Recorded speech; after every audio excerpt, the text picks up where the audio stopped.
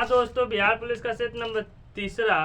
बिहार के कुल कितने प्रमंडल है? तो कुल कितने प्रमंडल है बिहार में? तो बिहार में कुल कितने प्रमंडल हैं? तो बिहार में कुल 9 प्रमंडल है।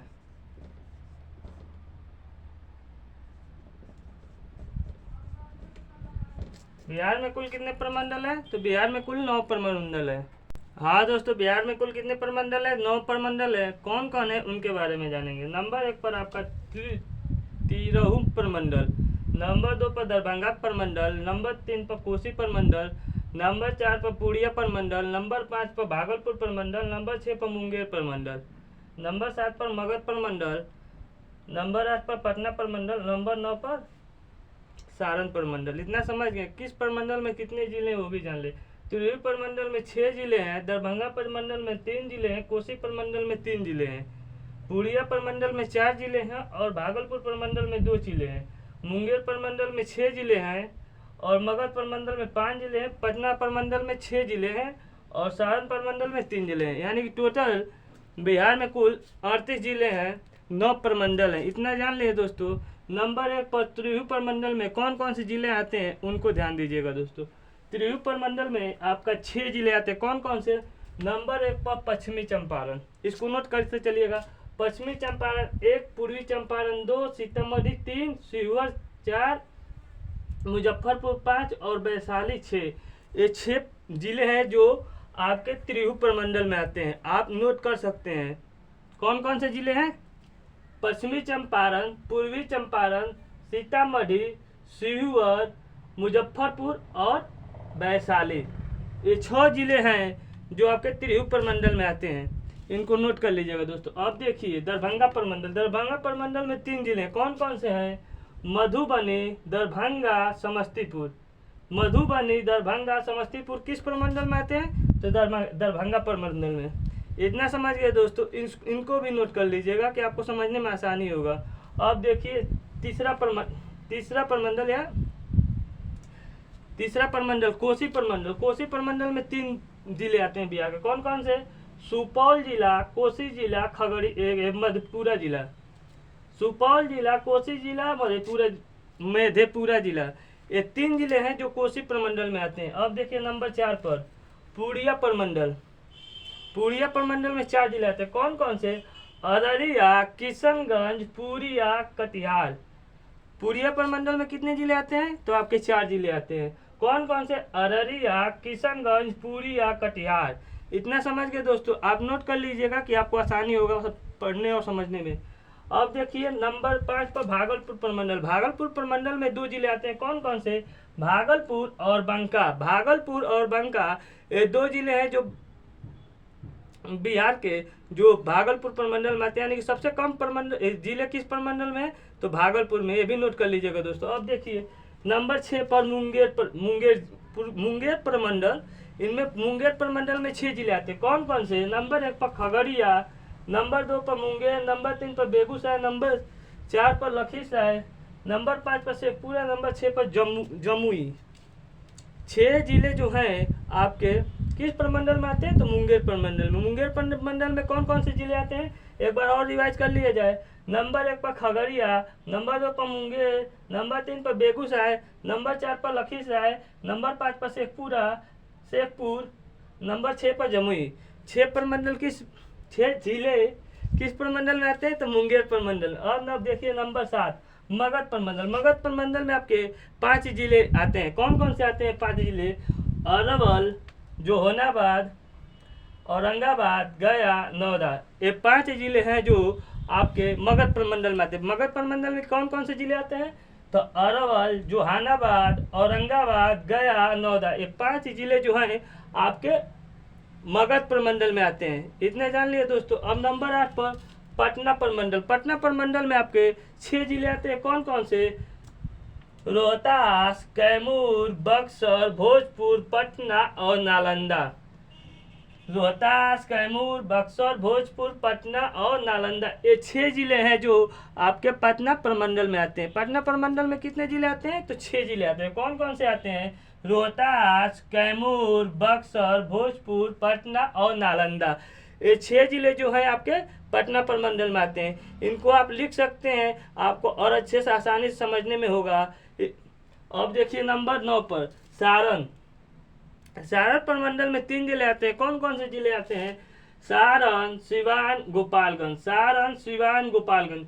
आपको 9 प्रमंडल के बारे में बता दिया गया, 9 प्रमंडल के जिले के बारे में बता दिया गया। यानी कि इधर से हम लोग ऊपर से चले हैं, इधर आगे बढ़ते हुए इधर से घुरियाते हुए आकर यहीं पे फिर से आ गए। यानी कि टोटल 9 प्रमंडल है, इनके बारे में हम लोग जान चुके हैं। 9 प्रमंडल में कौन कौन प्रमंडल में कौन से जिले हैं, इनके भी बारे में जान चुके हैं। तब तक नोट करिए।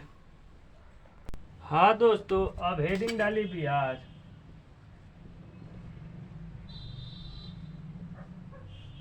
बिहार के किस जिले में सबसे अधिक वन पाए जाते हैं, उनके बारे में। बिहार के सबसे अधिक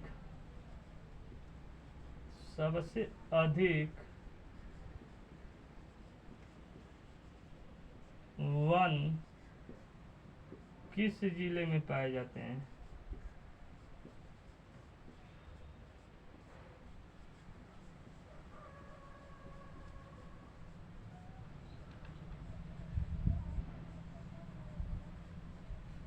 बिहार में सबसे अधिक वन किस जिले में पाए जाते हैं आपके?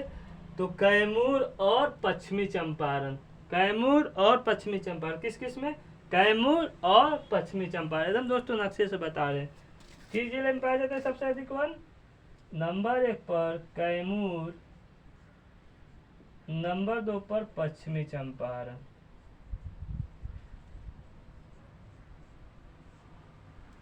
सबसे अधिक वन बिहार के किस जिले में पाए जाते हैं? तो नंबर 1 पर कैमूर, नंबर 2 पर पश्चिमी चंपारण। बिहार में सबसे कम किस जिले में वन पाए जाते हैं?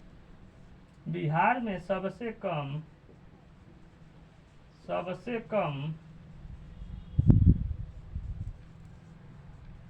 किस जिले में वन पाए जाते हैं? बिहार में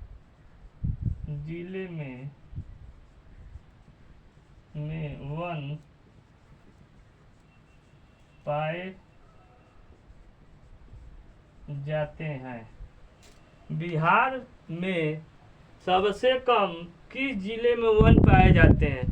बिहार में सबसे कम किस जिले में वन पाए जाते हैं दोस्तों? तो आपका शेखपुर, शिवहर। शेखपुर और शिवहर जिले में। इसको याद करने में आसानी होगा। शेखपुर नंबर 1 पर, नंबर 2 पर शिवहर। स से शेखपुर, स से शिवहर। यानी कि 2 जिले हैं जिनमें वन कम पाए जाते हैं। कौन कौन से जिले? शेखपुर और शिवहर। सबसे अधिक किस जिले में वन पाए जाते हैं? तो कैमूर जिला और पश्चिमी चंपारण जिला। किस जिले में? कैमूर जिला और पश्चिमी चंपारण जिले में सबसे अधिक वन पाए जाते हैं बिहार के। और सबसे कम किस जिले में पाए जाते हैं? तो शेखपुर, शिवहर। इतना जानिए। अब देखिए भारत में सबसे अधिक वन किस जिले में? भारत में सबसे अधिक वन किस राज्य में पाए जाते हैं?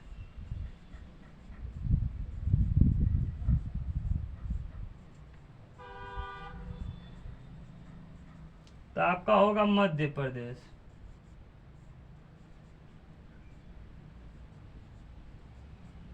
अधिक कहेगा तो मध्य प्रदेश। और जहाँ भारत में सबसे कम कहेगा, भारत में सबसे कम किस राज्य में वन पाए जाते हैं? भारत में सबसे कम वन किस राज्य में पाए जाते हैं? तो आपका हरियाणा राज्य। किस राज्य में सबसे वन कम पाए जाते हैं? तो हरियाणा राज्य में। किस राज्य में सबसे अधिक वन पाए जाते हैं? तो आपका मध्य प्रदेश राज्य में। बिहार में किस जिले में सबसे अधिक वन पाए जाते हैं? तो कैमूर और पश्चिमी चंपारण। सबसे कम किस जिले में पाए जाते हैं?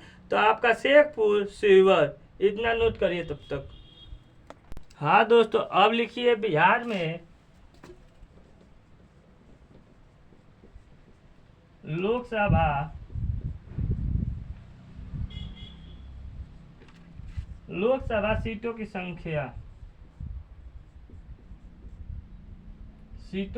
कितनी है? तो 40 है।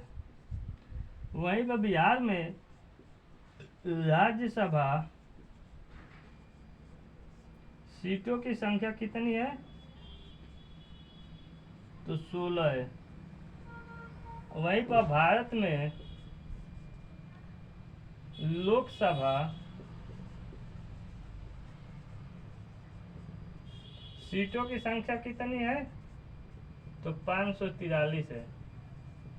वहीं पर भारत में राज्यसभा में सीटों की संख्या कितनी है? तो 250, यानी कि 250। जब भी कहीं क्वेश्चन आपको पूछेगा बिहार में लोकसभा की सीटों की संख्या कितनी है, तो आप 40 बताएंगे। और पूछेगा राज्यसभा में बिहार के राज्यसभा की सीटों की संख्या कितनी है? तो 16 है। भारत में पूछेगा तो भारत में पूछेगा लोकसभा की सीटों की संख्या, तो 543। भारत में पूछेगा तो 250। बिहार में पूछेगा राज्यसभा सीटों की संख्या, तो 16 और लोकसभा की सीटों की संख्या 40। इतना समझ गए दोस्तों? तब तक नोट करिए। हाँ दोस्तों, बिहार में विधान सभा सीटों की संख्या 243 है। बिहार में विधान परिषद सीटों की संख्या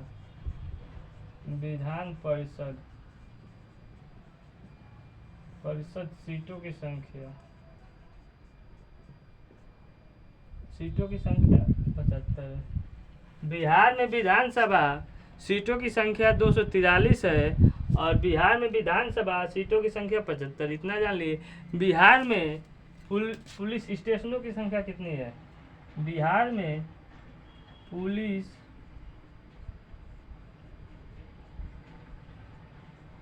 स्टेशन की संख्या कितनी है? बिहार में पुलिस स्टेशनों की संख्या 853 है। बिहार में पुलिस स्टेशनों की संख्या कितनी है? तो 853 है। सिविल पुलिस स्टेशन की संख्या सिविल पुलिस स्टेशन की संख्या सिविल पुलिस स्टेशन की संख्या 813 है। सिविल पुलिस स्टेशनों की संख्या आपका 813 है। और रेलवे स्टेशन की संख्या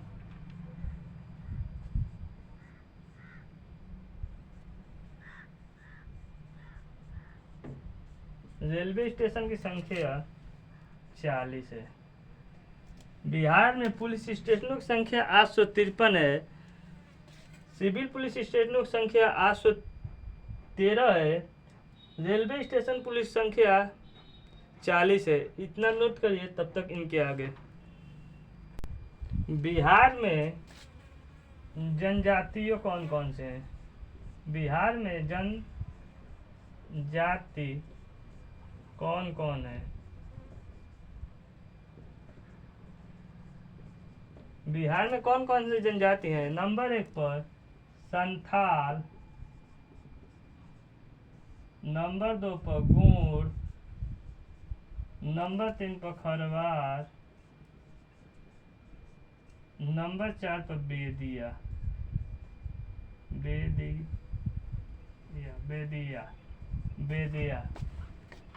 कौन कौन से जाति हैं? बेदिया है, बेदिया नहीं है। इसको सही कर लीजिएगा दोस्तों।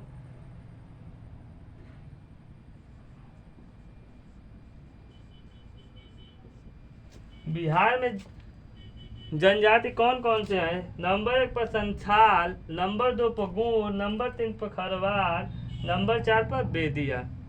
बिहार में लोक नृत्य या नाच। जो प्रमुख है उन्हीं को बताएंगे दोस्तों। नंबर 1 पर लौंडा नाच,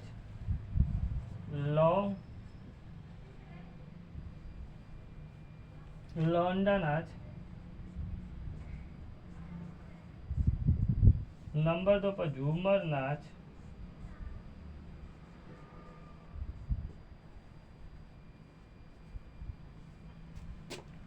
नंबर 2 पर झूमर नाच। नंबर 3 पर कठघोरवा नाच, कठघोरवा,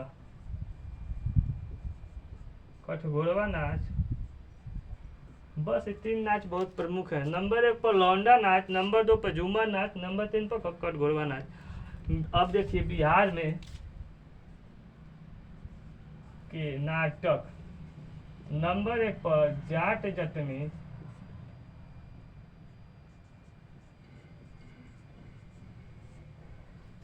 बिहार में नंबर 1 पर जाट जटनी, नंबर 2 पर विदेशिया,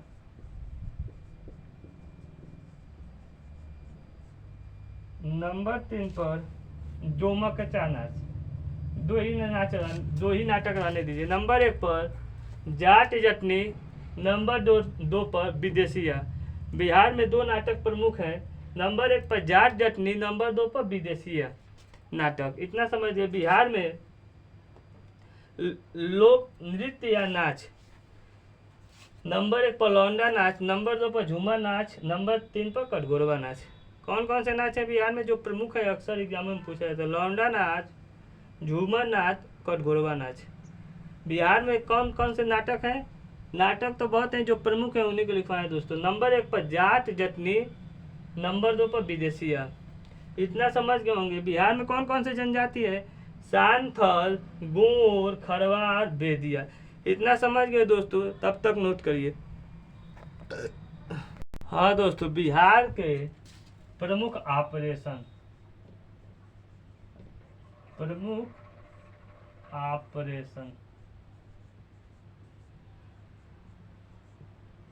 नंबर 1 पर कोबरा ऑपरेशन,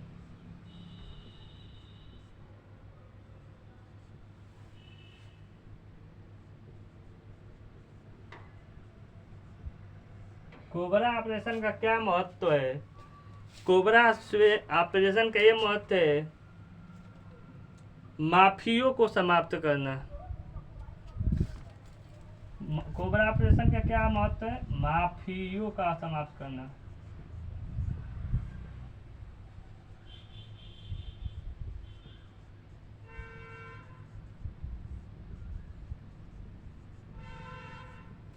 कोबरा ऑपरेशन का क्या महत्व है? माफियों का समाप्त करना।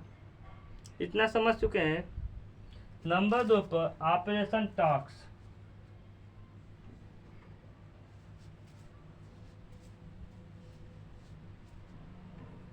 Task operation.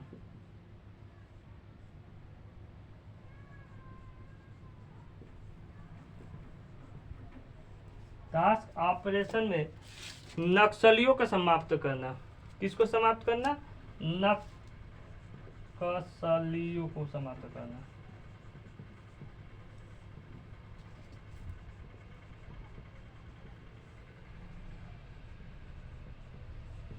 नक्सलियों को समाप्त करना। नंबर 3 पर जोन ऑपरेशन,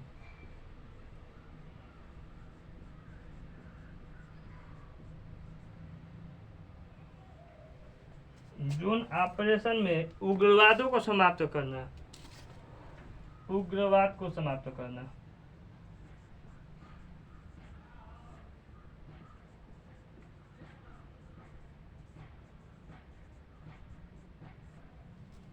जोन ऑपरेशन किसके लिए है? तो उग्रवादों को समाप्त करना। ऑपरेशन नंबर 4 चाणक्य ऑपरेशन,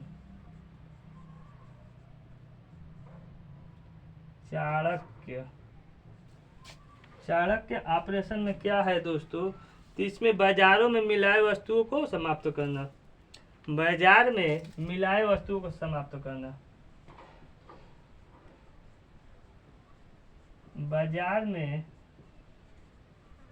मिलावट वस्तुओं को समाप्त करना। इतना समझ गए दोस्तों। चाणक्य ऑपरेशन क्या कहता है? बाजार में मिलावट वस्तुओं को समाप्त करना। नंबर 5 पर लिखिए,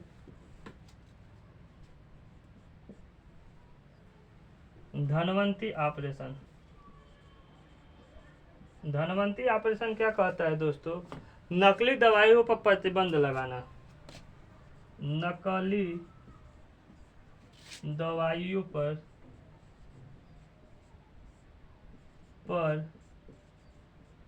प्रतिबंध लगाना।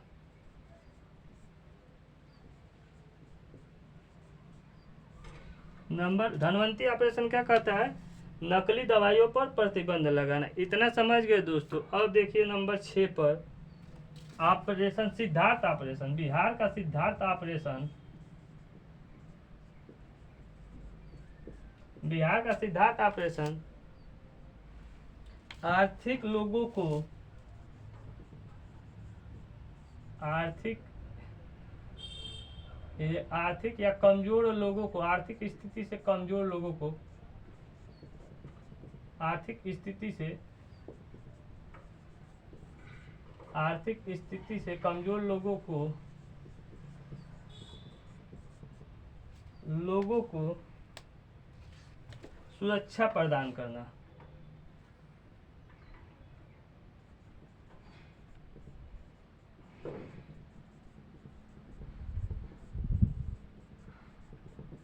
सिद्धार्थ ऑपरेशन क्या करता है दोस्तों? आर्थिक स्थिति कमजोर लोगों को सुरक्षा प्रदान करना। देखिए बिहार में कौन कौन से ऑपरेशन है। नंबर 1 पर कोबरा ऑपरेशन। कोबरा ऑपरेशन क्या कहता है? माफियों को समाप्त करना। नंबर 2 पर टास्क ऑपरेशन, नक्सलियों को समाप्त करना। जोन ऑपरेशन, उग्रवादों को समाप्त करना। चाणक्य ऑपरेशन, बाजार में मिलावटी वस्तुओं को समाप्त करना। धनवंती ऑपरेशन, नकली दवाइयों पर प्रतिबंध लगाना। और नंबर 6 पर सिद्धार्थ ऑपरेशन, आर्थिक स्थिति कमजोर लोगों को सुरक्षा प्रदान करना। इतना नोट कर लीजिए दोस्तों।